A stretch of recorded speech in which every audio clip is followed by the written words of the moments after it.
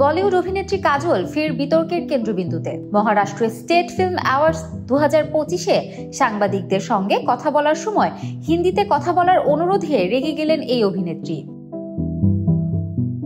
জানা যায়, ঘটনাটি ঘটেছে মুম্বাইয়ে অনুষ্ঠিত ওই পুরস্কার বিতরণী অনুষ্ঠানে, যেখানে ভারতীয় সিনেমায় অবদানের স্বীকৃতি স্বরূপ রাজ কাপুর পুরস্কারে ভূষিত করা হয় কাজলকে। পুরস্কার গ্রহণের পর সাংবাদিকদের সঙ্গে আলাপকালে তিনি মারাঠিতে কথা বলছিলেন। তখন এক সাংবাদিক তাকে অনুরোধ করেন হিন্দিতে কথাগুলো বলার জন্য। উত্তরে কাজল বিরক্ত গলায় বলেন, এখন হিন্দিতেও বলবো। এরপর যোগ করেন, যারা বুঝতে চায় তারা বুঝে নেবে।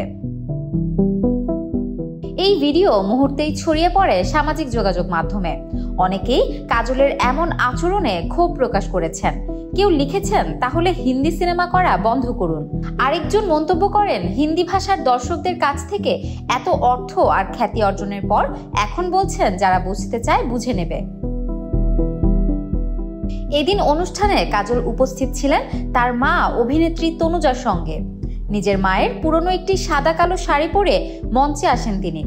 মুখ্যমন্ত্রী দেবেন্দ্র ফড়নবিসের হাত থেকে পুরস্কার গ্রহণের পর কাজল বলেন, আজ আমার জন্মদিন। মজার ব্যাপার হচ্ছে, আগে এই একই পুরস্কার আমার মা পেয়েছিলেন, আজ আমি পেলাম, তাই মুহূর্তটি আমার কাছে অনেক বেশি স্পেশাল।